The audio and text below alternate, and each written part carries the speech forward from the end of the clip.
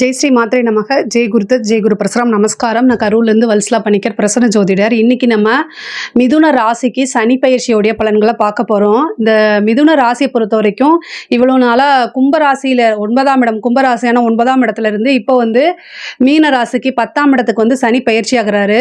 10ஆம் இடம் அப்படிங்கிறது கர்மஸ்தானம்ங்க. 10ஆம் இடம்ங்கிறது தொழில் ஸ்தானம். இது எல்லாமே குறிக்கக்கூடிய ஸ்தானம் தான் 10ஆம் இடம். 10ஆம் இடத்துக்கு அவர் என்னென்னா உங்கள் ராசியை பொறுத்த வரைக்கும் என்ன ஆகுனா, உங்களுக்கு ராசிக்கு 12ஆம் இடத்தை பார்க்குறாரு, அதே மாதிரி 4ஆம் இடத்தை பார்க்குறாரு, அப்புறம் 7ஆம் இடத்தை பார்க்குறாரு. இந்த விஷயங்கள் தான் உங்களுக்கு அதிகமாக நடக்க போகுது. அதுவும் மிதுன ராசிக்கு பெரிய லெவலில் உங்களுக்கு பாதிப்புகள் இல்லை, இருந்தாலும் ரொம்ப கவனமாக இருக்கணும். 12ஆம் இடத்தை பார்க்குறாரு. தொழில் ரீதியாக வெளிமாநிலம், வெளியூர், வெளிநாடு போகக்கூடிய அமைப்புகள் இருக்குது.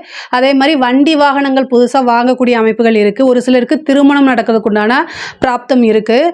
பொதுவாகவே மிதுன ராசிக்கு அதிபதி புதன்ங்க. நல்ல இன்டெலிஜென்ட்டாக இருப்பாங்க.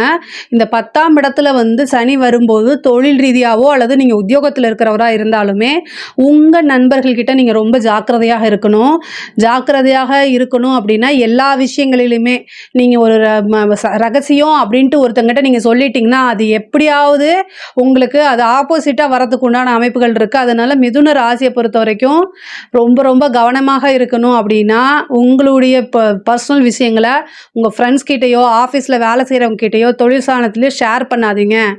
ஏன் அப்படின்னா மிதுன ராசியை பொறுத்த வரைக்கும் ரொம்ப ஜாலியாக இருக்கக்கூடிய டைப்பு. நீங்கள் உங்களுடைய ரகசியங்களை பெரிய லெவலில் பாதுகாக்க மாட்டீங்க, யதார்த்தமாக வெளியில் சொல்லிடுவீங்க. அதனால பல பின்விளைகளை சந்திக்கிற மாதிரி வரும். அதனால் கவனமாக இருங்க. கவனம்னா இந்த மாதிரி விஷயங்களை ரொம்ப கவனமாக இருக்கணும். மற்றபடி எல்லா விஷயமுமே ரொம்ப ரொம்ப சூப்பர். 10ஆம் இடத்துக்கு வரனால புதுசாக தொழில் ஆரம்பிக்கிறதுக்கு உண்டான அமைப்புகளை கொடுப்பாரு. இவ்வளோ நாளாக உங்களுக்கு ஒரு பார்ட்னர் கிடைக்கலைன்னா கூட புதுசாக இப்போ பார்ட்னர் கிடைக்கிறதுக்கு உண்டான அமைப்போ அல்லது புதுசாக தொழில் ஆரம்பிக்கிறதுக்கு உண்டான அமைப்போ இருக்கும். உங்ககிட்ட நல்ல அறிவு இருக்குது, நல்ல உழைப்பு இருக்குது, ஆனால் காசு முதலீடு பண்ணுறதுக்கு உண்டான விஷயங்கள் உங்ககிட்ட எதுவுமே இல்லை அப்படின்னா கூட, ஏன்னா சனி 7ஆம் இடம் பார்ட்னர் ஸ்தானத்தை பார்க்குறாரு 10ஆம் இடத்துல இருந்து. அப்போ தொழிலுக்கு ஒரு நல்ல கூட்டாளியும் அவர் அமைச்சு கொடுப்பாரு.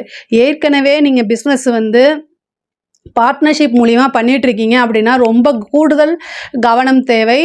ஏன்னா உங்கள் பார்ட்னர் உங்களுக்கு துரோகம் பண்ணுறதுக்கு உண்டான வாய்ப்புகள் இருக்குது. அதனால் ரொம்ப கவனமாக இருங்க. அல்லது புதுசாக பார்ட்னர் சேர்க்குற மாதிரி இருந்தால் அதுவும் ரொம்ப நல்லது. பட் ஆனால் எல்லா விஷயங்களையுமே உங்கள் கையில் தான் இருக்கணும். நீங்களும் அதை என்னென்னா பார்த்துக்கணும். அந்த மாதிரி தொழில் ரீதியாக வெளிநாடு, வெளிமாநிலம், ஏன்னா 12ஆம் இடத்தை பார்க்குறதுனால அலைச்சல். அதே மாதிரி ஆல்ரெடி பண்ணிகிட்ருக்க பிஸ்னஸை ஒரு ஃப்ரான்ச்சைஸ் போடுறது, இன்னொரு பிரான்ச் உருவாக்குறது, இந்த மாதிரி விஷயங்கள் எல்லாமே உங்களுக்கு நடக்கும். அதே மாதிரி இம்போர்ட் எக்ஸ்போர்ட்டு, உற்பத்தி சார்ந்த பிஸ்னஸ்க்குள்ள இது ரொம்ப ரொம்ப சூப்பராக இருக்குது. 4ஆம் இடத்தை சனி பார்க்குறாரு. உற்பத்தி சார்ந்த தொழில்களுக்கு ரொம்ப சூப்பருங்க. அதாவது நீங்கள் இவ்வளோதான் அப்படின்னு சொல்லிட்டு ஒரு லிமிட்டே வைக்க வேண்டாம். அந்தளவுக்கு தொழில் ரீதியாகவும் உத்தியோக ரீதியாகவும் நிறைய மாற்றங்கள் இருக்குது. உத்தியோகத்தில் இருக்கவங்களுக்குலாம் இது ரொம்ப சூப்பராக இருக்குங்க.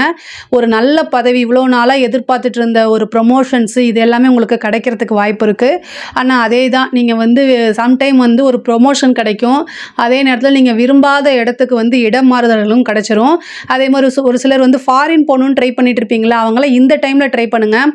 சனி 12ஆம் இடத்தை பார்க்குறாரு. அதனால் ஈஸியாக ஃபாரினில் வேலை கிடைக்கிறது. நீங்கள் ஒரு கம்பெனியில் வேலை பார்த்துட்டு இருப்பீங்க. பட் ஆனால் வெளிநாடு போகணும் அப்படின்னு சொல்லி உங்களுடைய இதை நீங்கள் கொடுத்துருப்பீங்க. உங்களுக்கு செலக்ட் ஆகாமல் இருந்திருக்கும்.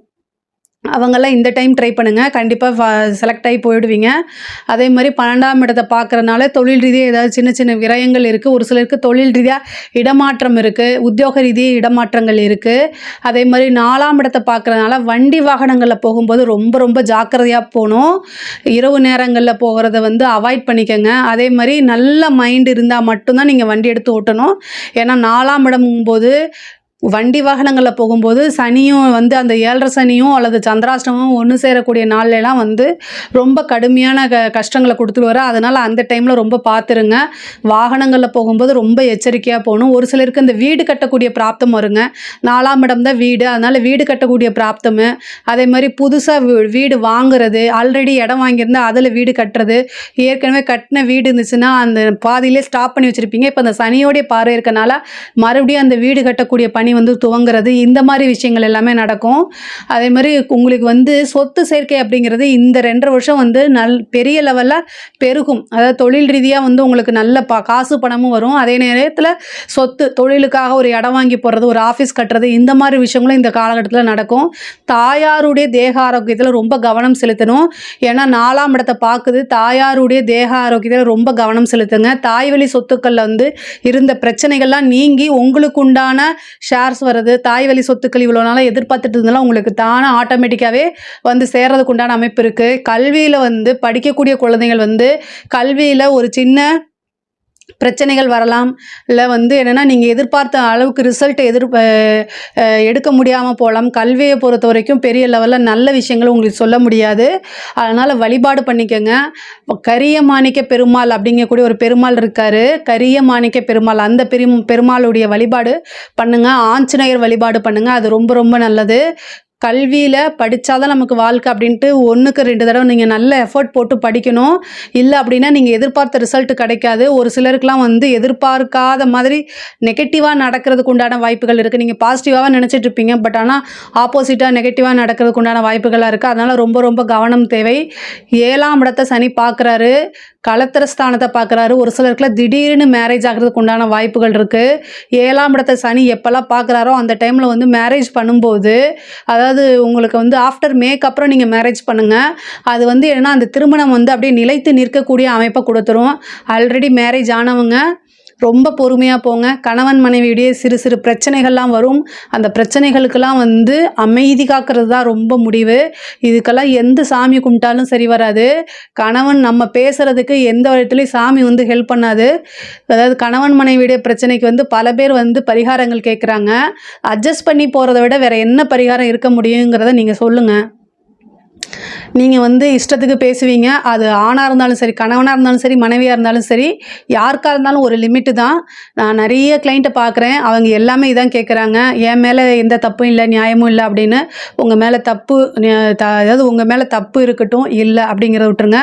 அட்ஜஸ்ட்மெண்ட் அப்படிங்கிறது வந்து ஒரு ஸ்டேஜுக்கு மேலே யாருனாலையும் பண்ண முடியாது. அதனால் ஆப்போசிட்டில் யார் மேலே தப்பு இருக்கோ அவங்க உணர்ந்து நடந்துக்கிறது ரொம்ப நல்லது. மிதுன ராசியில் இருக்கக்கூடியவங்க ரொம்ப அமைதியாக போகக்கூடிய காலகட்டம். அதாவது நீங்கள் அமைதியாக போனால் மட்டும்தான் உங்களுடைய பார்ட்னர் உங்கள் கூட சுமூகமாக இருக்க முடியும். இல்லை அப்படின்னா கண்டிப்பாக யோசிக்காமல் சனியோடைய பார்வை இருக்கனால டக்குன்னு போயிடுவாங்க. அதனால் கவனமாக இருங்க. அதே மாதிரி தெய்வ அனுகிரகம், தெய்வ பலம்கள்லாம் இருக்குது. 10ஆம் இடத்துல சனி இருக்கனால தொழில் ரீதியாக ரொம்ப சூப்பருங்க. ஆனால் கருமம் செய்யக்கூடிய அமைப்பு வருதுங்க. மிதுன ராசியில் இருக்கக்கூடியவங்க கருமம் செய்யக்கூடிய அமைப்பு அப்படின்னா என்னன்னு உங்களுக்கே தெரியும். யாருக்காவது ஒருத்தருக்கு உடல்நிலை பாதிப்பு, அதனால் ஒரு மாரகம் அல்லது மரணமோ நேரிடலாம். குடும்ப உறுப்பினர்கள் இருக்க விஷயங்களை ரொம்ப பாதுகாப்பாக வச்சுக்கோங்க. அதே மாதிரி அவங்களுடைய விஷயங்களை ரொம்ப கவனமாகவும் இருங்க. 10ஆம் இடம்ங்கிறது கர்மஸ்தானம்ங்கிறதுனால நீங்கள் ஒருத்தருக்கு கர்மம் செய்யக்கூடிய அமைப்பு இருக்குது. பொதுவாக 10ஆம் இடத்துல சனி வந்திருக்கும் போது தானம் தர்மங்கள் செய்யுங்க. வேலையில் இருக்கவங்களும் கவனமாக இருங்க. 10ஆம் இடத்துல சனி இருக்கும்போது எந்த வேலையாக இருந்தாலும் சரி கவனமாக இல்லைன்னா பதவி பறி போயிடும். ஸோ அதனால் ரொம்ப கவனமாக இருங்க. அதே மாதிரி நீங்கள் செய்யக்கூடிய ஒவ்வொரு விஷயமும் நிறுத்தி நிதானமாக செய்யுங்க. ஆல்ரெடி நான் சொல்லிட்டேன், மிதுன ராசிக்காரங்க நல்ல நாலேஜபிள் பர்சன் தான். ஏன்னா அதுக்கு அதிபதி வந்து புதனாக இருக்கார். புதனாலே நல்ல அறிவு, நல்ல ஞாபகத்திறன் எல்லாமே.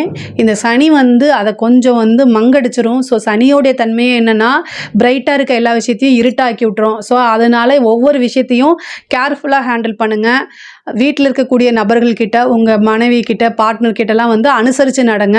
இது எல்லாத்தையும் விட ரொம்ப ரொம்ப ரொம்ப முக்கியமானது உங்களுடைய உடல்நிலையிலும் வண்டி வாகனங்களை போகும்போதும் கவனமாக இருங்க. மிதுன ராசியை பொறுத்த வரைக்கும் சனி பயிற்சியோட பலன்கள் ரொம்ப ரொம்ப அருமையாக இருக்கும், சூப்பராக இருக்குது. இதில் ஏதாவது கமெண்ட்ஸில் உங்களுக்கு டவுட்ஸ் இருக்குது அப்படின்னா, இதில் ஏதாவது சந்தேகங்கள் இருக்குது அப்படின்னா கண்டிப்பாக கேளுங்க, நான் ஆன்சர் பண்ணுறேன். நம்மளுடைய சேனலை லைக் பண்ணுங்கள், ஷேர் பண்ணுங்கள், சப்ஸ்கிரைப் பண்ணுங்கள். நன்றி, வணக்கம்.